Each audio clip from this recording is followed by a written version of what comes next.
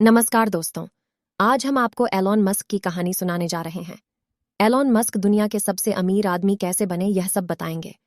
पहले आप वीडियो को लाइक और चैनल को सब्सक्राइब कर दीजिए। चलो शुरू करते हैं। एलन मस्क एक ऐसा नाम है जो जुनून, कड़ी मेहनत और कामयाबी का प्रतीक है।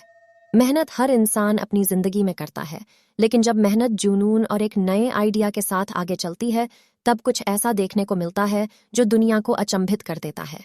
इस लिस्ट में एक नाम आता है पेपल, स्पेसएक्स और टेस्ला मोटर्स जैसी बड़ी कंपनियों के फाउंडर इलॉन मस्क का, जिनकी जिंदगी युवाओं के लिए मार्गदर्शक और प्रेरणादायक है। फोर्ब्स ने उन्हें 2016 में दुनिया के सबसे शक्तिशाली लोगों की लिस्ट में रखा था।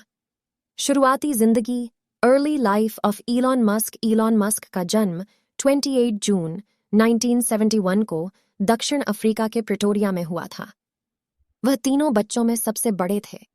उनके पिता एरोल मस्क एक ब्रिटिश मूल के दक्षिण अफ्रीकी थे जो पेशे से एक इंजीनियर थे। मस्क ने अपना बचपन दक्षिण अफ्रीका में बिताया और 9 साल की उम्र में उन्हें अपना पहला पर्सनल कंप्यूटर मिला। इससे एलन को प्रोग्रामिंग में दिलचस्पी मिली और उन्होंने इसे स्वयं सीखना शुरू कर दिया। 12 वर्ष की उम्र में उन्होंने अपनी पहली कंप्यूटर गेम ब्लास्टर बनाई, जिसे बेचकर उन्होंने $500 कमाए। जिस तरह हर सक्सेसफुल इंसान की जिंदगी में कुछ ऐसी घटनाएं घटती है जो भविष्य में उसके लिए मील का पत्थर साबित होती है, ऐसे ही कुछ घटनाएं इलॉन मस्क के जीवन में भी घटी, जिसके बाद उन्हें सफलता की दिशा प्राप्त हुई। सबसे पहली घटना थी 17 वर्ष की उम्र में उनका घर छोड़ने का निर्णय। प्रिटोरिया के एक माध्यमिक विद्यालय से स्नातक होने के बाद उन्होंने अपने माता पिता के समर्थन के बिना अपना घर छोड़ने का फैसला किया और संयुक्त राज्य अमेरिका में जाने का फैसला किया। हालांकि वह तुरंत संयुक्त राज्य अमेरिका में नहीं जा सके। 1989 में इलॉन मस्क अपनी मां के रिश्तेदारों के पास कनाडा में चले गए। कनाडा की नागरिकता प्राप्त करने के बाद एलन मॉन्ट्रियल गए। पैसों की कमी के कारण उन्होंने कम वेतन पर काम करना शुरू कर दिया। 19 साल की उम्र में उन्होंने किंगस्टन, ऑन्टेरियो में क्वींस यूनिवर्सिटी में प्रवेश किया। इलॉन मस्क ने 2 साल ओंटारियो में अध्ययन किया और फिर अंत में उनका सपना सच हो गया। 1992 में वह संयुक्त राज्य में स्थानांतरित हो गए।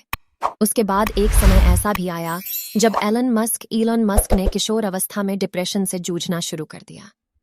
तब उन्होंने दार्शनिक और धार्मिक साहित्य को सक्रिय रूप से समझना शुरू कर दिया। लेकिन सबसे मूल्यवान सबक उन्होंने डगलस एडम्स की किताब the hitchhiker guide to the galaxy से सीखा। मस्क ने सीखा कि सबसे मुश्किल चीज सही सवालों के साथ अपने आप को पेश करना है, और जिस दिन उसने ऐसा करना शुरू किया, बाकी सब उन्हें आसानी से प्राप्त होने लगा। जब मैं कॉलेज में था, मैं उन चीजों में शामिल होना चाहता था जो दुनिया को बदल सके। इलॉन मस्क ने सोचा कि इंसान को सही सवाल पूछने और उनका जवाब पाने के लिए अपनी चेतना की सीमाओं का विस्तार करना होगा। और इस तरह उन्होंने अपना सवाल पाया, किस चीज का इंसान के भविष्य पर सबसे ज्यादा प्रभाव होगा। और मस्क ने पाया कि ये चीजें हैं इंटरनेट और अंतरिक्ष उपनिवेशीकरण, स्पेस कॉलोनाइजेशन। वे इन सभी में योगदान करने की कोशिश करना चाहते थे। ऐसा करने के लिए उन्हें पैसों की आवश्यकता थी। 1995 की गर्मियों में इलॉन मस्क ने अपने जीवन का दूसरा और सबसे महत्वपूर्ण निर्णय लिया। पेंसिल्वेनिया विश्वविद्यालय से स्नातक होने के बाद उन्होंने स्टैनफोर्ड विश्वविद्यालय के ग्रेजुएट स्कूल में दाखिला लिया ताकि वह भौतिकी और सामग्री विज्ञान के क्षेत्र में अध्ययन कर सकें। हालांकि 2 दिनों के बाद उन्होंने स्नातक विद्यालय छोड़ दिया और अपने भाई किम्बल मस्क के साथ मिलकर उन्होंने अपनी पहली आईटी कंपनी जिप2 बनाई। वह सुबह से देर रात तक काम किया करते थे। वह उसी जगह रहते और सोते थे जहां उन्होंने कार्यालय किराए पर लिया था, और नहाने के लिए उन्हें स्थानीय स्टेडियम के लॉकर रूम में जाना पड़ता था। इससे उन्होंने बचत जमा की और कंपनी को पहले 2 शुरुआती कठिन वर्षों में टिकाकर रखे। उस समय इंटरनेट में तेजी से विकास हो रहा था। 1999 में सबसे बड़ा सर्च इंजन अल्टा विस्टा ने जिप2 को $307 मिलियन नकद और $34 मिलियन सिक्योरिटीज में खरीदा।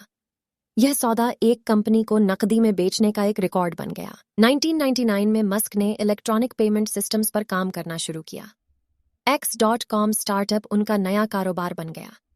मार्च 2000 में X.com के एक प्रतिद्वंद्वी कंपनी कन्फिनिटी के साथ विलय कर दिया, जो पीटर थियल और मैक्स लेचिन द्वारा चलाई गई थी। 2001 में विलय के बाद SpaceX.com का नाम बदलकर पेपैल रख दिया और एलोन मस्क को पेपल के अध्यक्ष और मुख्य कार्यकारी अधिकारी बना दिया गया। अक्टूबर 2002 में पेपैल को ईबे द्वारा $1.5 बिलियन में खरीद लिया गया। बिक्री से पहले इलॉन मस्क का 11% पेपैल स्टॉक था। फाउंडर ऑफ SpaceX पेपैल के बाद मस्क का अगला पड़ाव अंतरिक्ष था। हालांकि इन सब के लिए उनके पास फॉर्मल एजुकेशन नहीं थी, लेकिन अपनी लगन और मेहनत के जरिए उन्होंने इसका ज्ञान प्राप्त करना शुरू कर दिया। इलॉन मस्क ने अपनी तीसरी company space exploration technologies corporation यानी SpaceX/SpaceX की स्थापना की, जिसमें उनका टारगेट कमर्शियल स्पेस ट्रैवल के लिए अंतरिक्ष यान का निर्माण करना था और मंगल ग्रह पर मानव बस्ती की स्थापना करना था। अब इसमें मुख्य समस्या प्रोजेक्ट पर लगने वाली भारी वितरण लागत थी। मस्क ने रशियन फेडरेशन के साथ इसके बारे में चर्चा की, लेकिन यहां बात नहीं बन पाई। इसके बाद मस्क अपने रीयूजेबल लॉन्च व्हीकल्स और स्पेसशिप्स के आइडिया के साथ दुनिया के सामने आए। उन्होंने अपने खुद के रॉकेट का डिजाइन और निर्माण करना शुरू कर दिया। उनका मुख्य लक्ष्य था कि कम लागत में न सिर्फ रॉकेट को ऑर्बिट में पहुंचाया जाए, बल्कि उसका रीयूज भी किया जा सके।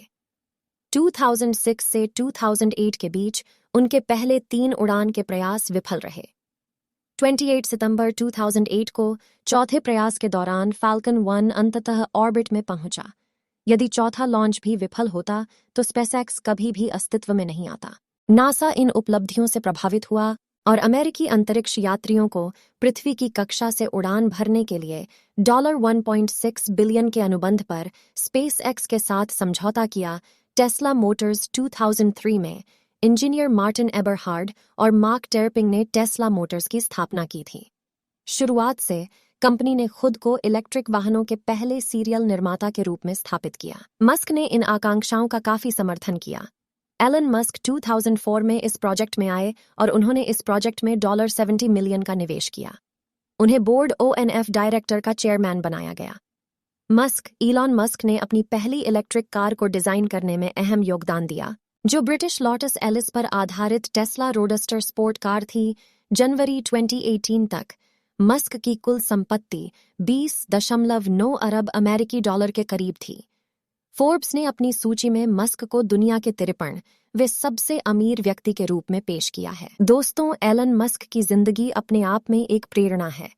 उन्होंने उस क्षेत्र में अपना परचम लहराया जिसकी उनके पास फॉर्मल लर्निंग नहीं थी, लेकिन अपनी इच्छा शक्ति और लगन से किताबें पढ़ कर उन्होंने अपने ज्ञान के स्तर को उन सीमाओं तक पहुंचाया जिसका कल्पना भी मुश्किल है। कई विफलताओं के बाद भी उन्होंने हार नहीं मानी और अपने सपनों को साकार किया। धन्यवाद। आज की स्टोरी यहाँ पर खत्म होती है। अगर आपको यह स्टोरी अच्छी लगी तो प्लीज लाइक कर देना। अगर आपको इससे में डिटेल में एलॉन मस्क के बारे में जानना है तो कमेंट जरूर करना। और भाइयों, स्टोरी सुनने के लिए हमारे चैनल को सब्सक्राइब जरूर कर देना। यहाँ पर हर प्रकार की स्टोरी उपलब्ध है और इससे आप अपना समय भी बचा सकते हैं, कहीं भी कभी भी।